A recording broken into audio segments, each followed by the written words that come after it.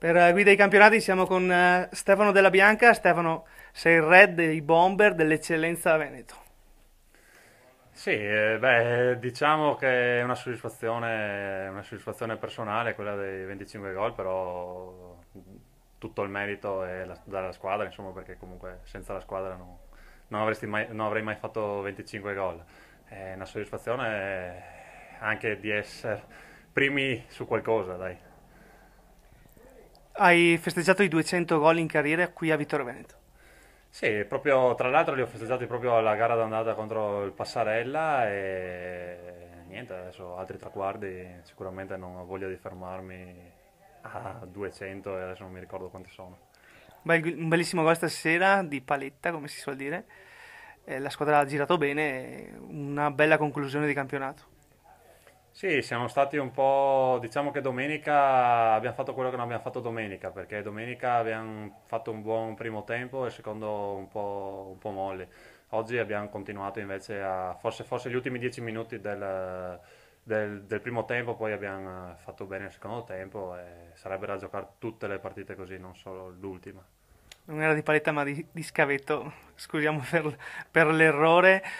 Dicevamo prima al mister che poi vedremo in puntata a Guida ai Campionati l'intervista sua.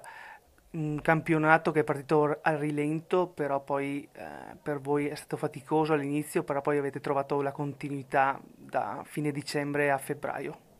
Sì, diciamo che purtroppo all'inizio siamo partiti un po' rilento, un po' per gli infortuni, un po' perché dovevamo assimilare un po' il gioco del mister e soprattutto perché è stato cambiato tanto dallo scorso anno. È una retrocessione e comunque non è facile assimilarla subito. E un po' gli infortuni, ti ripeto, ci hanno condizionato anche perché vedendo con Villotta in campo abbiamo fatto sembra quasi la media del Calvinoale fino alla partita con loro e quindi però il campionato è andato così e vedremo il proseguo cosa sarà. Proseguo che allora vuol dire che Stefano Della Banca rimane a Vittorio Veneto? Adesso abbiamo finito il campionato, se ne parlerà con chi di dovere e comunque non escludo niente, insomma. Giustamente perché 25 gol non sono pochi e le richieste sicuramente non mancheranno. No, vabbè, darò comunque la precedenza sicuramente al Vittorio perché chiaramente è la precedenza del Vittorio.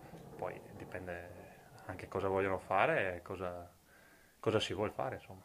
Stiamo a Stefano Della Bianca, in bocca al lupo per la prossima stagione. Grazie a voi, Crepi.